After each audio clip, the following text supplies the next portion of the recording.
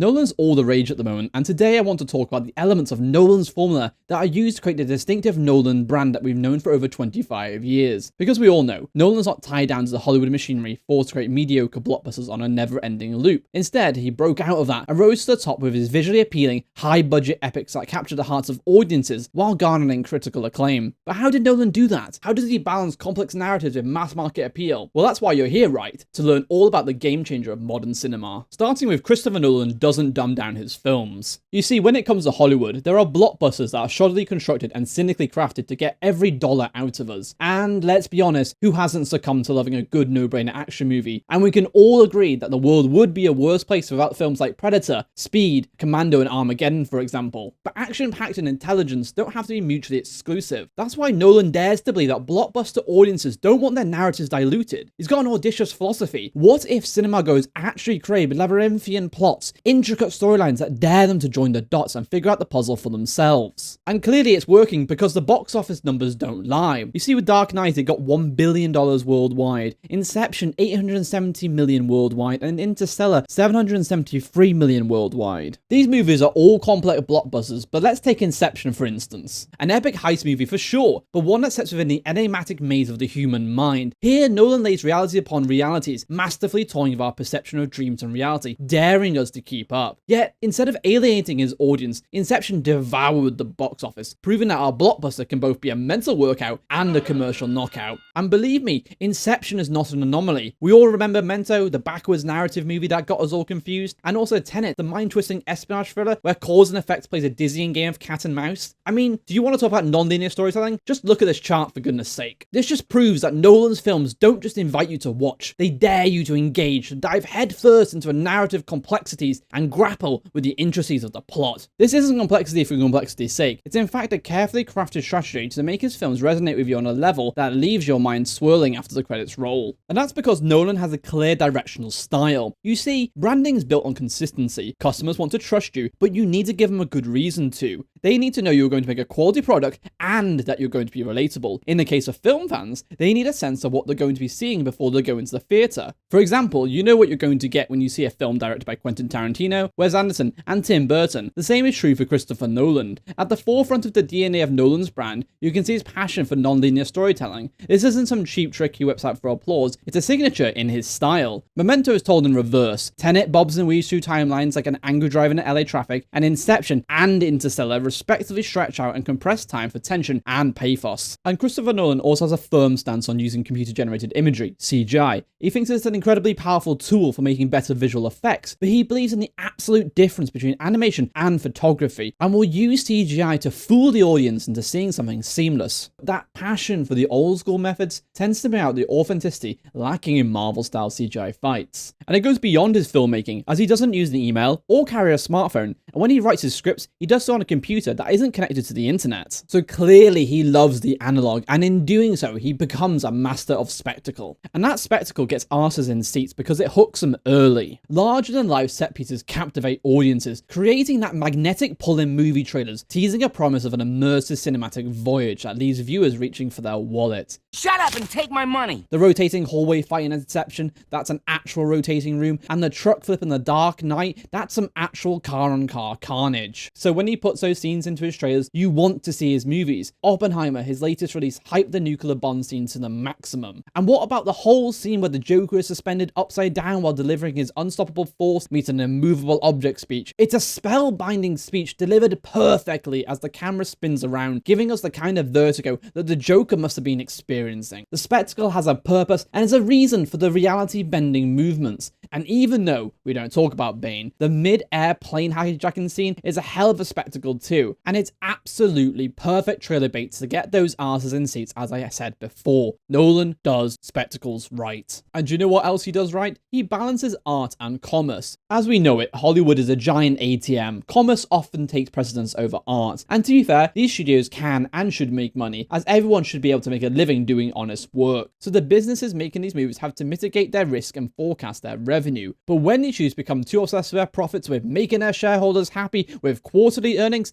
innovation dies. Make another Minions movie, and the rest easy knowing that people will put on their finest suits to go watch it. But Christopher Nolan stands out. He isn't just making films within the system, he's challenging it, merging art and commerce in a way that's very rare. Nolan's films, while artistically distinctive, are also commercially lucrative. You see, anything to do with Batman will make as much money as Bruce Wayne, and Inception and Interstellar made a fortune on complex stories. And surprisingly, Dunkirk was artfully made, considering that World War II movies are the fastest path to an Oscar, regardless of whether they're mediocre or actually good. Just look at these Metacritic scores for the films I've spoken about. How often do regular moviegoers and critics agree with this much consistency? That's because Nolan appealed to making great films for audiences and critics alike, and that's because he keeps artistic control in the process. Filmmaking has become an assembly line of the familiar. However, Christopher Nolan refuses to be trapped in this monotony. He uses artistic elements like elliptical editing, which is a way of cutting between shots and allows the viewers to fill in the gaps of what happened in the meantime, documentary-style lighting, and natural settings, and no studios if possible. And it goes down to the finer details, like shooting on film. He doesn't understand why anyone went to shooting video, as film is cheaper to work on, far better looking, and it's a technology that's been known and understood for hundreds of years,